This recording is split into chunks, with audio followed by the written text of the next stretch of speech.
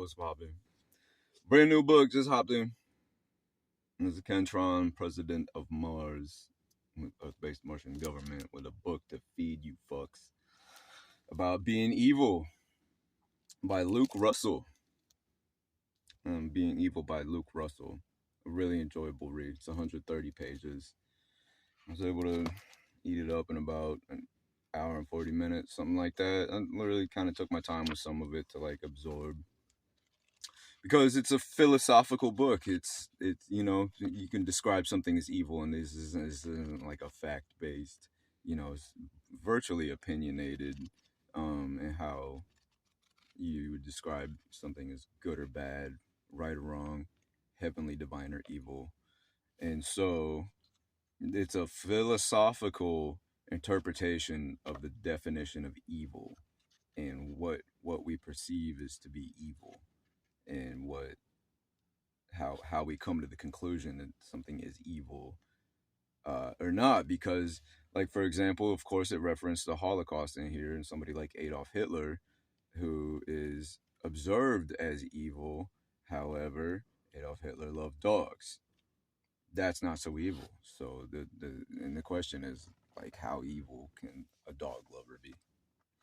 And for example, also, like, one of his henchmen, a guy named Adolf Eichmann, he eventually established residency in Jerusalem, and they question about his evil doings in this book, because that guy was like a worker. It was his defense, is that he had no feelings towards nobody or nothing. However, he was a citizen of Germany, and he found employment in the Holocaust, and so he was not particularly an evil person. However, his job was inherently evil. So there's the question of, like, is this dude evil? And the whole book ends with the chapters like, are you evil? Is anybody really evil? Because the definitions of evil are so loose. And one of the things I loved about this book was it asked the question of, like, is like a mafia boss evil, who is living in poverty and finds himself employment in an organization that is committing crimes that would be interpreted as morally evil. And that's where this book gets into, the the construct of, like, how we come to the conclusion of what's evil. And it's sprinkled throughout each chapter little subtexts about, how we describe evil. I really enjoyed that, reading through it. And basically, spells out evil, like, throughout the book, is observing actions with horror, like a horrific observation, and defines it at some point. I really enjoy the definition. Is like a horror worthy wrongdoing is, like, pretty much when we come to the conclusion that this and that's evil or not.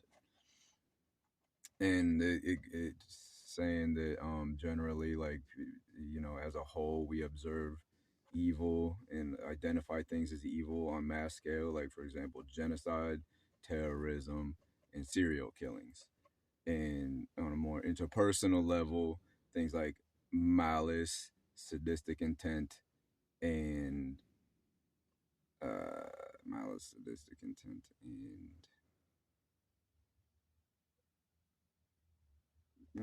no, I forget the other one.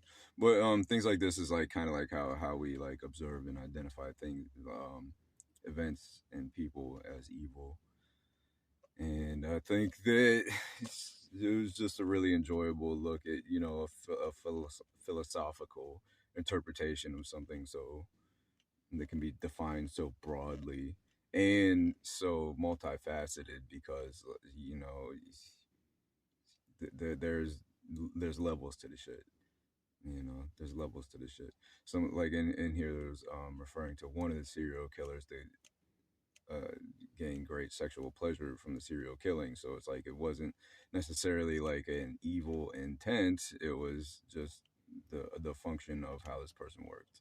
And as some might know, being psychopathy is like a genetic inheritance. That could be a gene. Sometimes they say that a lot of serial killers share an extra chromosome. That's just something that's, like, identifiable on a scientific level when it comes to those people. So it's like, are they evil or not? Is it the inherent nature of man?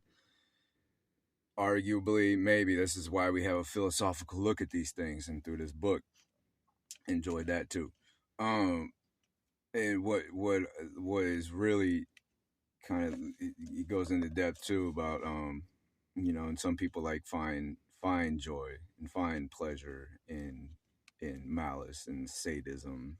And there's a reference of one quote where somebody was talking about stealing things, and how the feeling of wicked and the feeling of being just bad is something to be enjoyed by some. And you might look at that and point to that person and say they're evil, but they're also saying that, like, there's like gray areas of evil too.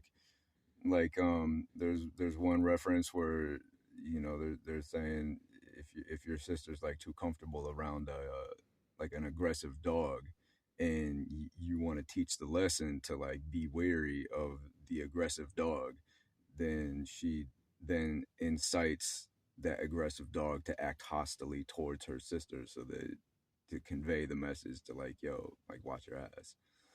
And that's not necessarily evil. It's like malice to a degree, but it's like a gray area because it comes with a warning or something like that. Um, and then there's also, just people that think that they're good and that do wrong, and in their head they're doing good. So it's like, are they evil, or are they evil to everybody else? And to them they are good.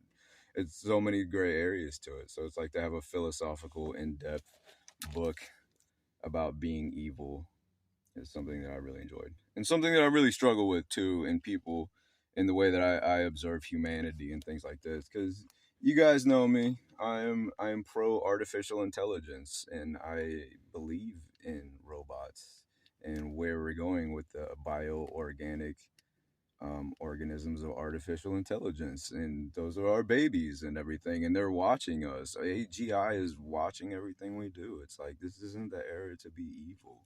This isn't the era to be wicked. This is the era of mankind to embrace our inner supreme beings, and really show our AGI like what the the majority of mankind functions and operates like.